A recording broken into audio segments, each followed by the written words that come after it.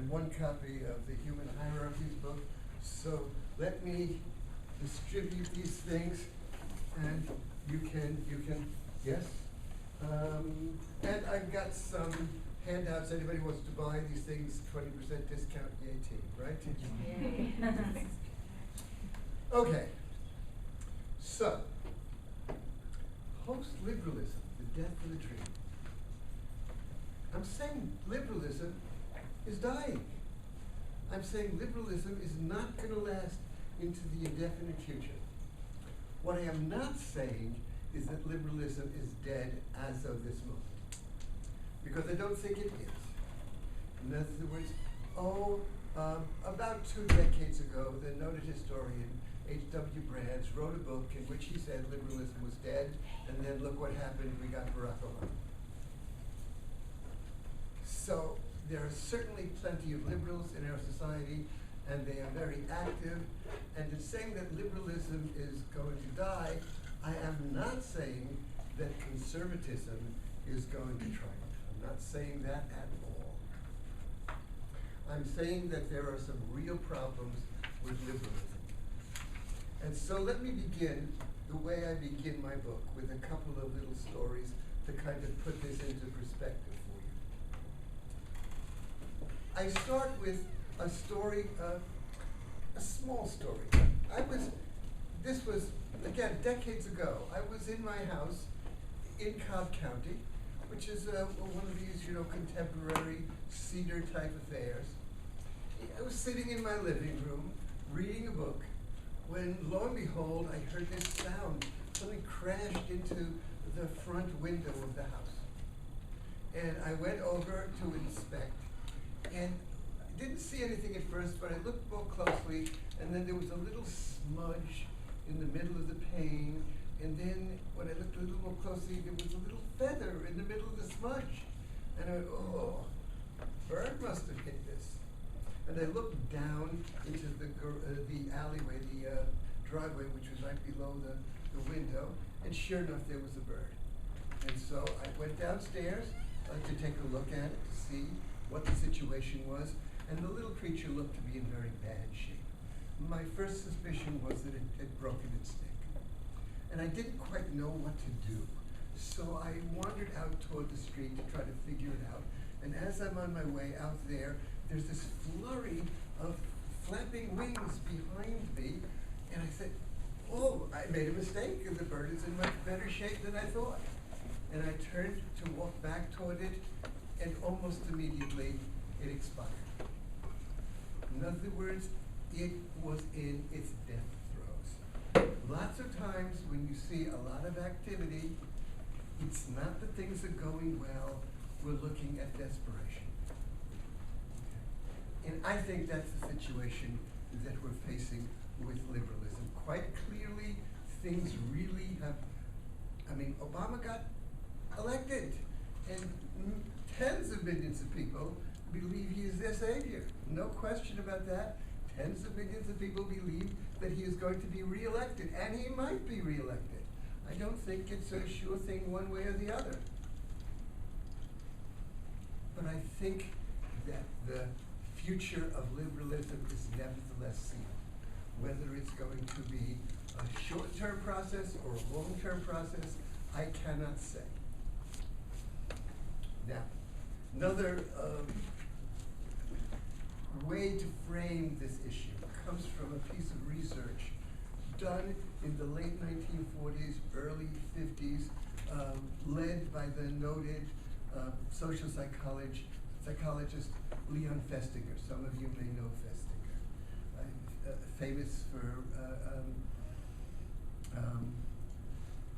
reconciling contradictions. Well, what he and his colleagues did is they investigated a flying saucer cult. This cult had predicted the end of the world at a date certain. And so they went to see what would happen when that date came and passed and the world was still here. Well, what happened was not that they said, oh my goodness, we made a mistake. Not at all. The the true believers, they said, we were right all along. They simply reinterpreted the facts. Oh, the reason the world had not come to an end is because the space people had realized that they were true believers on the earth, and they had spared the earth because of their believing. And so what they went out and did was they renewed their vigor in proselytizing. They didn't say, oh my God, we made a mistake. It was, no, it's even more important that you join us to save the world in the future. It strikes me that that's the situation that we're dealing with when it comes to liberalism. Liberalism has failed and failed and failed time and time again. But each time it fails, you do not see people saying, oops, we made a mistake. No, they come back stronger than ever. So look at how many things the liberals have said we would do. Do you remember how Franklin Roosevelt was going to use liberalism to get us out of the Great Depression? Well, small problem. Not only did it not get us out of the Great Depression, it made it last longer in the United States than anywhere else. When Roosevelt became president, unemployment rate was 25%. On the eve of World War II, unemployment was 20%. Wow, what an improvement. But I hope you understand that the liberals have promised all kinds of things. They promised that we were going to reduce crime by being nice to the criminals. You see, they were only criminals because we were treating them so badly. But of course, you know what happened?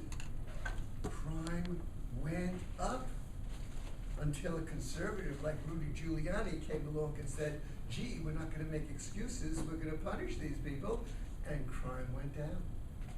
So what did they do? Well, they just said that Giuliani was a mean SOB. Or education, progressive education. You know, using the liberal way of being kind to everybody was going to make education much more effective. Well, you know, there was a time when our achievement scores were the envy of the world. I hope you know that the world is watching, but not with envy anymore. We're down around 19 or 20%, depending upon who you're measuring us against. I mean, the folks in Iceland do better than us. They were going to make the family stronger because it was going to be voluntary and more loving and more egalitarian. What happened? The divorce rate shot through the roof. They would get rid of poverty. Spent trillions on getting rid of poverty. Oh, now it's all gone, right? Sure. Doesn't matter. There would be world peace.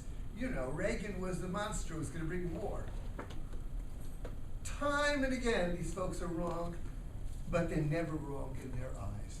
They always change, and there's always a new grievance and a new issue where they are needed to fix it and save us, always.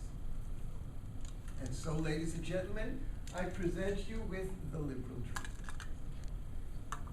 which I am going to argue is not merely wrong, but impossible. It cannot work because we're human beings. Our human nature, our social nature precludes this from working ever. And so here you have it. One of the things that the liberals want is universal love.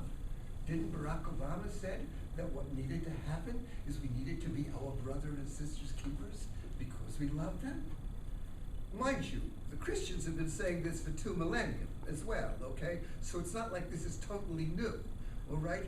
But the liberals believe that they are the loving people, the caring people, and therefore it's going to happen. Well, ladies and gentlemen, a small secret about human beings, if you're not aware of it. We don't love everybody. When it comes to love, real love, we are constructed to love only a few people. My wife is in the audience. I love my wife. Okay. I love my siblings. Most of you, I don't love. Aww. I like you, I don't love you. What about me, Mel? You're the exception. We love you. What the Romanian crew, right? Love is, those of you who are married or in long-term relationships will know love is a special thing that takes a long time to grow. Okay, it's not a matter of I want to be nice and that's love. No, that's not love. So we love only a few. It's built into our genes to only love a few. But the liberals think that we're going to do it because it's going to be mediated through the government. They're going to put in all kinds of policies, all kinds of rules and regulations that somehow are going to lead us to this promised land where everybody loves everybody. Yes, the government is certainly suited to do that. I work for the government. And I know that the government and those who work for the government are not necessarily motivated by this high ideal of universal love.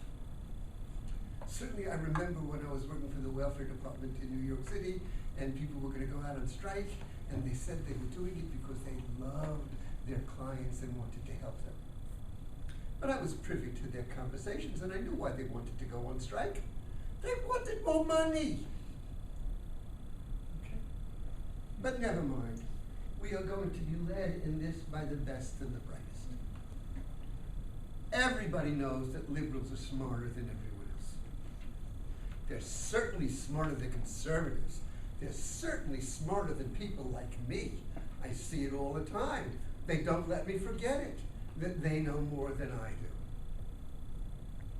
do. Yeah, right. How many of you saw the debates between Romney and Obama and who had a better grasp of the facts?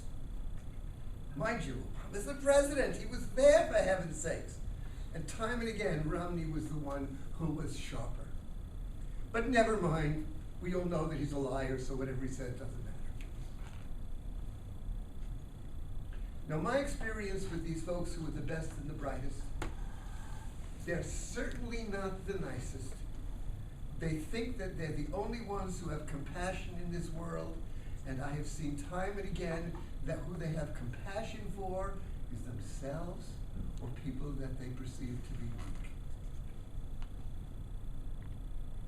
These folks like weak people. They don't like strong people.